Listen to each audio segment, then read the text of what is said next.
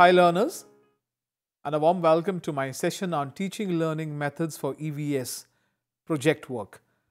My name is Russell D'Souza and I teach as Assistant Professor in Education at Nirmala Institute of Education, Goa.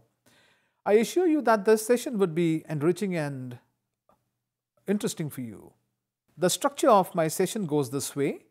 We start off with the concept of projects, the rationale or the justification for projects, the different steps that are involved in project work, the different types of projects, and of course we close with assessment of projects. Well, the project method that we have heard about several times is based on a philosophy as the philosophy of pragmatism and the principle of learning by doing. So the learner does, and by way of doing, he learns. So in this method of learning, the pupil actively constructs knowledge.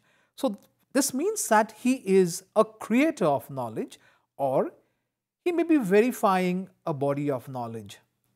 Many a times, we do not give scope to children to verify knowledge, but projects do allow children to verify knowledge that is available to them.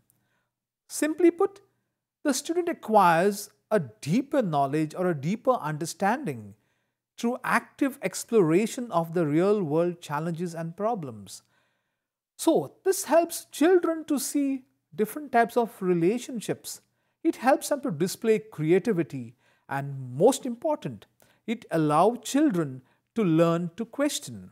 And when I say question, I mean why, what, when, where, how, who. So these are different types of questions that children start coming up the moment they start interacting with the world around them. And this is the reason why we say that projects actually help a child to come up and to come forth with things that are within him. There are three definitions that I would look at. The first one is according to Kilpatrick. Now he says that a project is a wholehearted, purposeful activity proceeding in a social environment. I want you to look very carefully at the words that I have highlighted. I have highlighted purposeful activity and social environment. The second one, according to D.El.Ed, this person says that a project is a bit of a real life that has been imparted into schools. Back again, I want you to focus on the words real life. And according to Thomas and Long, this person says that projects is a voluntary undertaking which involves constructive effort or thought and eventuates into objective results. Once again, I want you to look at the words I have highlighted. That is constructive effort, thought, and objective results. So if I take all these words that I have highlighted and string them together, it would tell us that projects basically is a purposeful activity, and it takes place in a social environment. So a purposeful activity taking place in a social environment. Now this social environment could be in the class, it could also be outside the class. So it's a purposeful activity which takes place in a social environment. It takes place in real life. That's the most important thing. So real life, there is a constructive effort that the learner makes in which there is a lot of thought, a lot of reason, a lot of deliberation that comes in, which leads eventually into results which are objective.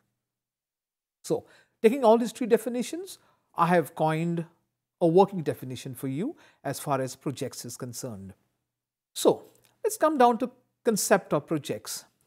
Now when we talk about projects, the world over, they talk about project-based learning, which is abbreviated as PBL. So it means project-based learning. Now the very first thing here is that projects is a student or learner-centered learning method. Now, you as learners have come across different methods of learning. Methods of learning that are teacher-centered, methods of learning that are group-controlled. But when you look at projects, it is a student or learner-centered method of learning. What does that mean? It means that the focus of instruction is shifted from the teacher, the traditional teacher, who, sometimes people say stand on a pedestal. So, the instruction is shifted from the teacher to the learner or the student. So, this means that the learner has a larger control, has a lot of flexibility, he has autonomy, he has independence, he has every reason to think, to deliberate, to investigate, to manipulate. So, the control of learning lies in the hands of the learner. So, the learner becomes responsible for his learning, the learner becomes accountable for his learning, and the learner is independent in his learning. And so, I would say by using these words, I do, and so I learn, I do. So, students remember that I do and I learn are very, very important words when it comes to project-based learning. So, projects, where can we conduct them? Traditionally, we know that projects are conducted out of class, but they can be conducted in class as well. So, projects can be done within the classroom, they can be done at home, they can be done in ICT labs that we have in our schools, they can be done in the school libraries, they can be done anywhere in the community. So, the thought of project work now shifts from the classroom to the home to the community just anyway. The next characteristic is that the learner may work alone. Now, we know that traditionally projects would mean that a learner would work all by himself. But today we talk about a very important concept, and that's called social learning or social constructivism, wherein the learner, he tries to work along with others in collaborative groups. So that means the learner is working as a part of a team, and a team which has a common goal and which has a common purpose. So, learning in project work is no longer individual, but it becomes interesting, becomes enriching, it becomes satisfying, and children learn to accept the views and ideas of others when they start working in collaborative groups. The focus of projects is on real-world learning.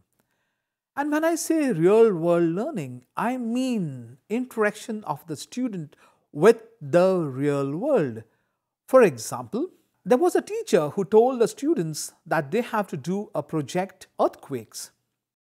And so the students asked the teacher, "Teacher, how do we do a project on earthquakes?" And the teacher said, you go to the library, or you look at the newspapers, you look probably at the internet resources and write something about projects.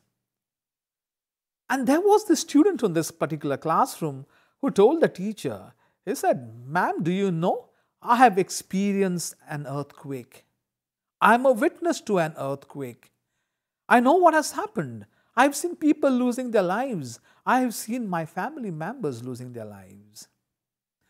So, when we look at projects, it's always good to look at projects that function in the real world. So, projects that function in the real world in the natural settings in a social context. So, projects help us to take our students beyond the walls of a classroom. And since learning occurs in the natural surroundings, the experience therefore becomes extremely satisfying, it becomes meaningful, it becomes realistic, and it becomes highly experiential for a learner. But the question that you may ask me is it possible to have projects in every single topic in EVS? Well, it depends on the teacher. It depends on how resourceful the teacher is. It depends on how tactful the teacher is. It depends on how inclined the teacher is towards project work. So, yes, it is possible to have a project for every single topic. It is possible. I would like to present to you an example of a community-based project. Now, when I say a community-based project, this project was conducted in the community. And this project talks about the type of vaccines that are administered on infants and children from 0 to 6 years by parents in their locality. So, the objective of this particular study was to find out the type of vaccines that are administered on infants and children who range between 0 to 6 years. And the children had to visit 50 houses in their neighborhood. And the tool that they made use of is a checklist. Now, we know that vaccines are extremely important, and of course we talk about the importance of vaccines in school. But do you see how I have translated a thought into an action that is going to take place in the community? Let us have a look at how the students went about doing this particular project. That's very interesting. Have a look at this. So, the checklist had vaccine type on one side, and of course, the other side it had the boxes as yes and no.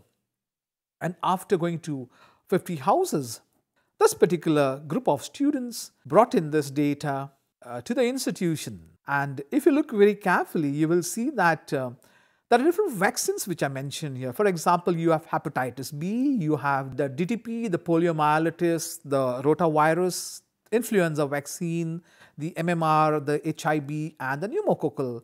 And on the other side, you will find the number of infants who were given these vaccines. So if you look at hepatitis B, it's 21. You look at DTP, 20, poliomyelitis, 45, rotavirus, 5, influenza, 10, MMR, 15, HIV, 10, and pneumococcal, 10. Now, having this data makes no sense to us.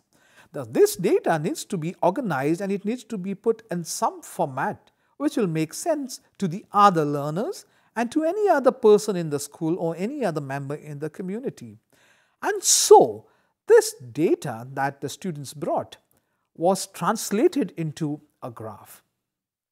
So, if you look very carefully at the graph, you will see that the polio vaccine or the poliomyelitis vaccine is the one that is given the most. It's given the most to almost about 43 infants and children. And if you look very carefully, rotavirus is given to just 5 infants or children, which tells us that a community is still not aware and educated about vaccines. So, if a teacher is vigilant, a teacher can initiate this type of projects which are known as community-based projects. These give a lot of information, a lot of first-hand learning to our children, which otherwise in the classroom is very difficult for children to acquire. Now, what is the rationale for our projects? We say that curiosity flourishes. For example, which of the two, that is a mango sapling or a cactus, has longer roots? Which of the two has longer roots? Children don't know. Let them find out. Get students to think, reflect, they formulate their own strategies, they learn to act, they learn to observe. In other words, it facilitates something known as social constructivism. In fact, it is very important to get children to think, to reflect. Let them learn to use higher order cognitive processes, because all this while we have always looked at the lower order thinking. It's time that we start facilitating, it's time that we start getting students to work with higher order learning. It encourages children to question and to test theory. Very, very important. To question. We want our children to learn to question why something happens and to test theory. For example, the human tongue and the taste that it senses. Our textbook talks that the human tongue senses 4 different tastes. In my other session, we will have a look at it. How effective has the Project Tiger been in our country?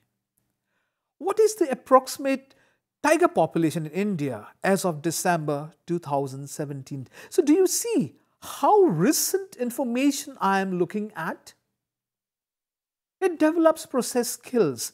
When I say process skills, I mean the skills like observation, the skill of recording, the skill of manipulating materials, collecting information, computing, interpreting, and so on. This means that the child has to also develop process skills. And when we teach, our focus of teaching EVS is largely product-based.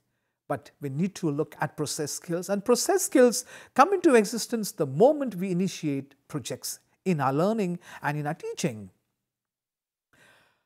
It helps students to understand the scientific method. When I say the scientific method, it is the method that scientists make use of. Starting with the problem. What is the problem? How do I formulate hypothesis? What relationships do I want to be established? How do I go about collection of data? How do I test this hypothesis? Because hypothesis testing is extremely important. Please note that we either accept hypothesis or we reject hypothesis. We accept or reject. We do not prove them right or we do not prove them wrong. To give an example here, I would say design an experiment to demonstrate that the local baker's bread is the best. How would you go about conducting an experiment to demonstrate that the bread that the local baker bakes is the best? It also helps to develop scientific attitude among students. What natural remedies could you suggest based on your experiments to ward off mosquitoes, knowing that the chemical preparation that we make use of, like mats, repellents, coils, are dangerous for our health? So what natural remedies can the learners suggest that will ward off mosquitoes? Well, this calls for a lot of work because we are looking at the word natural remedies. In other words, we are trying to bring children closer to nature. We are trying to take children away from chemical preparations because they are dangerous for our health. It makes learning interesting and entertaining for a learner. So, do the mosquitoes still bite even if you apply a lotion of cocoa butter or aloe vera? Now, this calls for a serious investigation. Research on cosmetics tells us that a mosquito bite scar. So, when a mosquito bites, you do get a scar. So, research tells us that a mosquito bite scar can be faded off. That is, it vanishes over a period of time after applying cocoa butter or aloe vera. So, if the scar disappears, can it ward off mosquitoes? Projects encourage investigative learning. For example, what are headlands? We hear about headlands. What are headlands? What is their nature? Where are they found in India? So this is something very interesting for learners. Well, I have a visual for you wherein we talk about a headland. Have a look at this. This is a headland and this is in Goa. So it's a portion of land that is surrounded by water on three sides. So where are headlands found in India? So that is what the children have to find out. So it also imbibes a value of honesty, integrity, cooperation, concern. It develops problem-solving skills in students.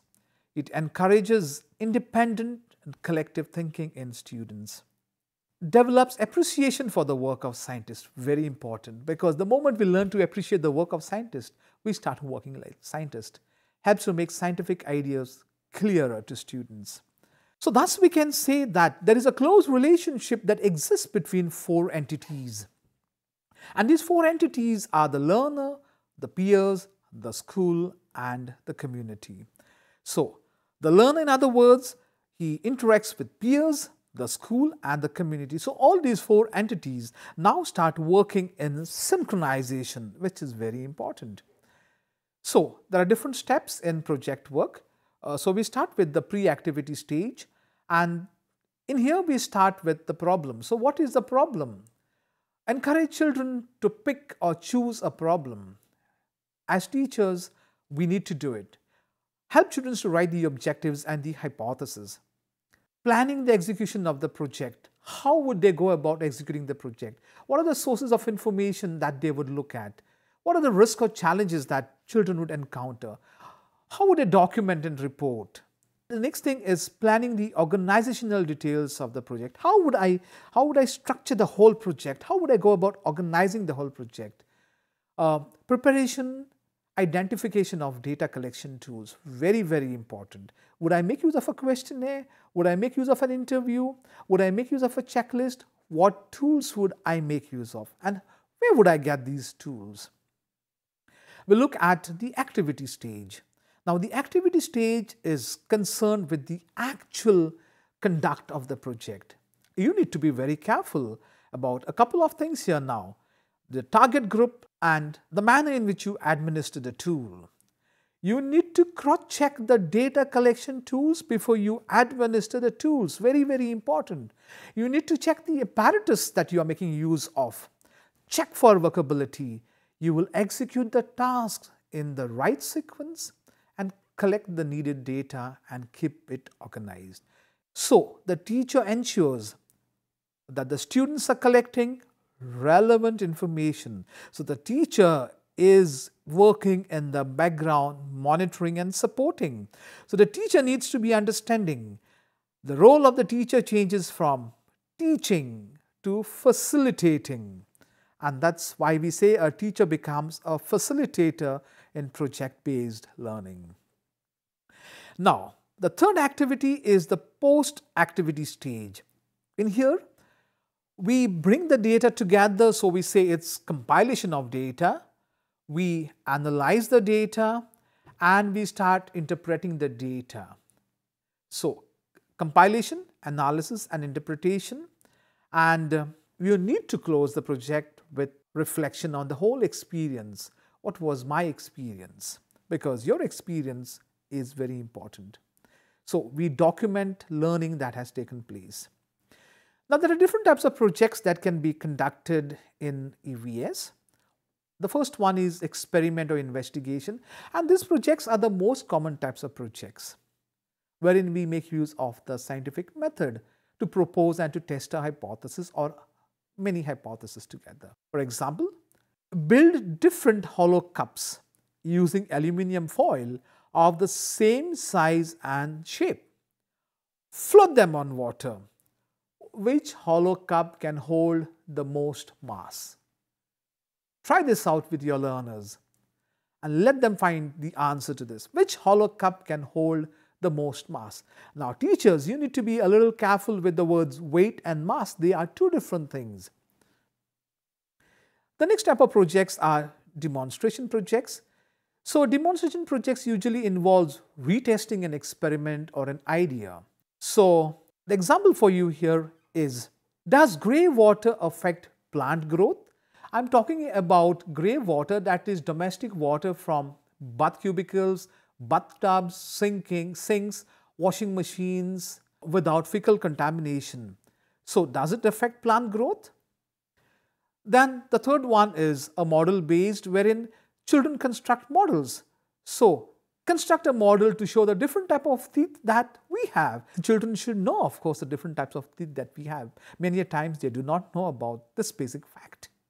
Collection is collection type of projects when we collect different types of materials or specimens. So, here we can have examples like rock collections or animals in a specific family. Assessment of projects is a very, very important thing that we as teachers need to be careful.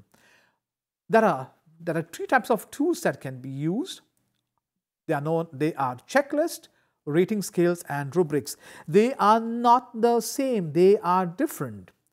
So, when I look at a checklist, I have taken a simple illustration, and the illustration talks about the methodology, wherein I talk about objectives are clearly stated, the data collection tools are clear, the data collection protocol is systematic and logical. So, here you will find yes or no. So, are the objectives clearly stated? Yes, if it's yes. No, if it's no. Data collection tools, are they clear? Yes, if they are clear. No, if they are not clear. So checklist, you got to be careful that it's yes, no, present, absent, true, false. The next one that we look at is rating scales. So here we rate performance on a continuum from positive to negative. The same examples. So for example, objectives are clearly stated. If they are clearly stated, you would say strongly agree. If they are not clearly stated, you would strongly disagree. Or if you are undecided, you will mark undecided. The third one is rubrics. Now, rubrics are different from rating scales and they are also different from checklist. A rubric will specify the criterion, and the criterion here is methodology and the extent of performance. For example, statement of objectives. They are clear and comprehensive. Have a look at this. They are less clear and less comprehensive. They lack clarity and comprehensiveness. So if the statement of objectives is very clear, you would say it's clear and comprehensive. If the data collection tools are clear, then you would say it's clear and comprehensive. If it lacks clarity, then you would say lacks clarity and comprehensiveness. So what is the role of the teacher? The role of the teacher has totally changed. So the role of the teacher sometimes would be as a facilitator and sometimes it would be as a manager. So as a facilitator, the teacher would work with the students. You would help them to frame relevant and meaningful questions. You would help them to present logical arguments. You would guide the students. You would help them maybe in answering questions. And the second one is the role as a manager. So the teacher also becomes a manager. So putting the whole thing together, we would say that project-based learning is an inquiry-based learning in which the learner is encouraged, he is motivated to learn by himself, for himself, under the guidance of a teacher. My dear teachers, try different types of projects and you will be interested and you will be happy when children come up with their own innovative and novel ideas. Thank you very much.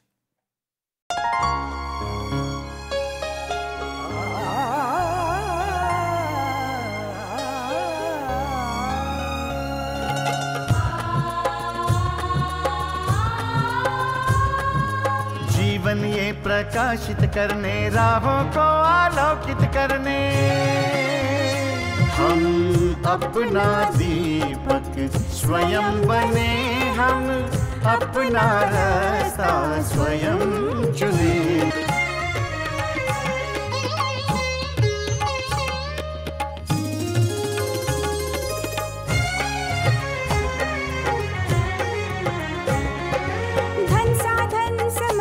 सीमा से विद्यालय जो मुक्त हो, धन साधन समय की सीमा से विद्यालय जो मुक्त हो। कभी पढ़े हम कहीं पढ़े वे विषय की लोच से,